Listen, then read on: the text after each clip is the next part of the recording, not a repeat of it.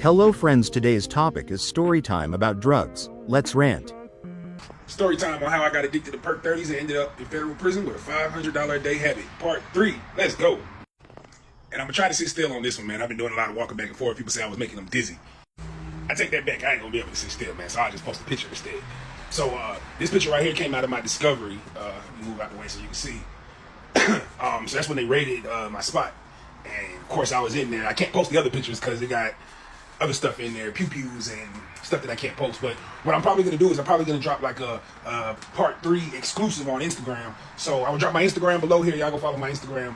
And I'll post some other pictures on my Instagram. That way, you guys can see other parts of the story that I'm going to be talking about here in part 3. So we're going to fast forward some in the story. I'm going to skip most of the story just to kind of get to the point. So I'm homeless at this point. We're probably talking about 2015, 2016. I'm 100% homeless. Basically living in my car. I had pretty much destroyed all my relationships. I mean, all of them. Family, friends, everybody. Literally everybody.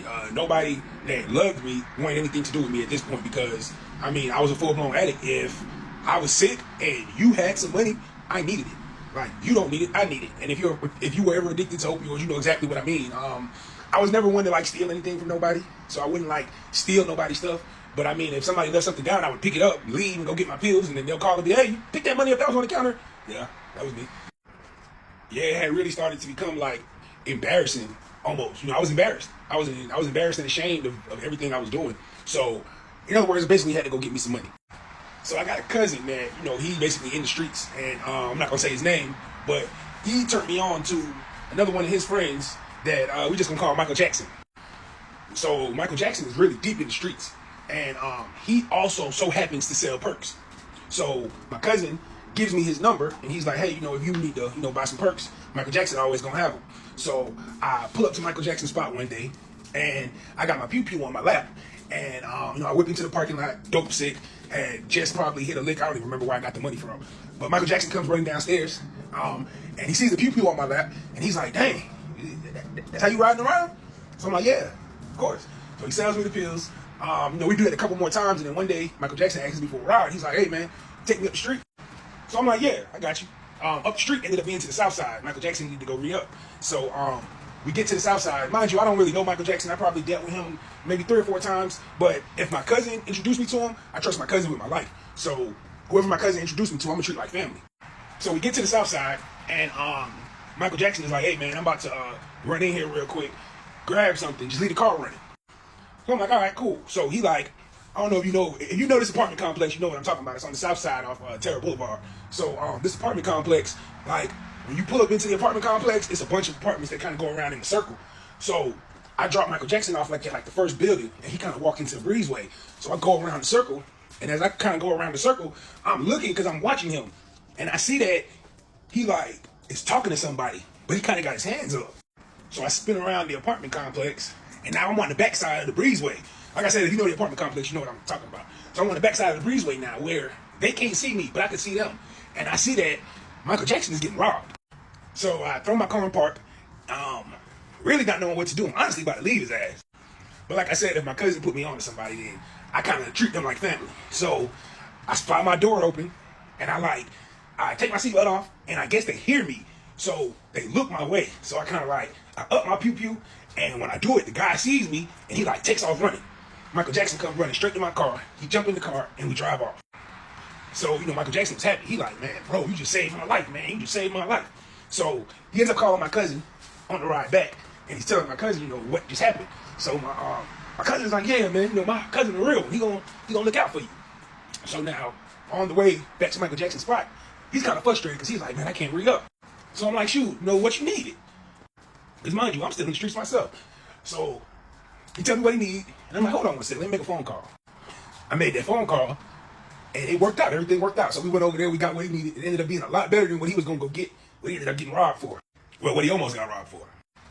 So after that, Michael Jackson kept calling me. He kept calling me because he always kind of needed my services. And I was able to use that money to make some money, put my cap on it.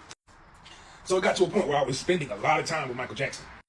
Now remember, I can't maintain anything. Because as soon as I get some money, I have to go spend it. Michael Jackson, on the other hand, he got the same addiction as me, but he can maintain a little better. So I'm with Michael Jackson every single day. He's going through me for my services, but he's the one making all the money. If you on the street, you know what I'm talking about. So with me being around Michael Jackson every single day, he started to notice that, like, when I leave the spot, I just kind of go to my car. And I really never leave. So he started asking me, like, bro, you homeless? So I tell him, yeah, man, I don't got nowhere to stay. So he's like, but we making all that money. Like, what you doing with all your money? So I tell him, like, shoot, I be buying these perks, man.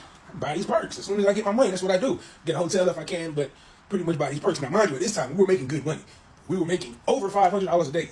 I mean, he was making way more, but I was making about $400 or $500 a day, easy. Spending it all on perks, ended up in my car. Well, as time went on, we started making more money. Michael Jackson started needing more product. And the people that I was getting it from here in Atlanta, they just couldn't keep up. So I came up with an idea. I started going to California. Everything was just so much cheaper in California. Even though California is known for I was going there getting something else. I was going to California getting what me and Michael Jackson needed to keep the door open and up. If you know, you know. Well, to make a long story short, that's like a whole other story if we get into that. This is more about my addiction than about that. But basically, the whole time me and Michael Jackson was doing what we were doing, taking flights back and forth to California, and being, in that spot, the amount of traffic that we were having, the feds were watching, and they did a little bit more than watch. Long story short, I ended up basically selling to an undercover and dealing with this undercover for about 6 months. They would come into the spot and they wouldn't even meet me in California. But like I said, that's a whole other story. So one day, sitting in the spot, Michael Jackson isn't there. He's at his house. I had basically moved into the spot because I didn't have nowhere to go. He was like, bro, you stay at the spot. Like, why are you sleeping in the car? Just stay at the spot. There's rooms in there. Like beds. You can sleep there. Nobody else lives there. So I started living in the spot. One morning, I get a phone call because I had lookouts all in the neighborhood. This neighborhood is on County Road. If you know, you know. I can give you all that information because, I've been to prison for this already. So that neighborhood was on County Road. Wilmington Court. If you know Wilmington Court, no, I was on Wilmington Court. We had a spot up on the hill, and we had lookouts throughout the whole neighborhood. So I had about 3 or 4 phones at the time, and all 3 of them started ringing at the same time. So I answer one phone, and they're like, hey, man, get out the house. They're coming your way. So I hang out with them, pick up the other phone. It's Michael Jackson. He's like, hey, bro, get out the house. They're coming. So I hang out with him. I pick up the other phones. I'm like, hey, bro, they're coming up the steps right now. Coming up the steps. I couldn't do anything. It was too late. I started flushing all I could flush. And long story short, that's how I ended up in handcuffs here. So as you can see in the picture, that is DeKalb County. It's DeKalb County right there. So I get taken to DeKalb County. I got a list of charges in DeKalb County, man. I mean, trafficking, possession, firearm, trafficking, a whole bunch of crazy stuff. So I get to DeKalb County. I stay there for a couple weeks until I get a bond.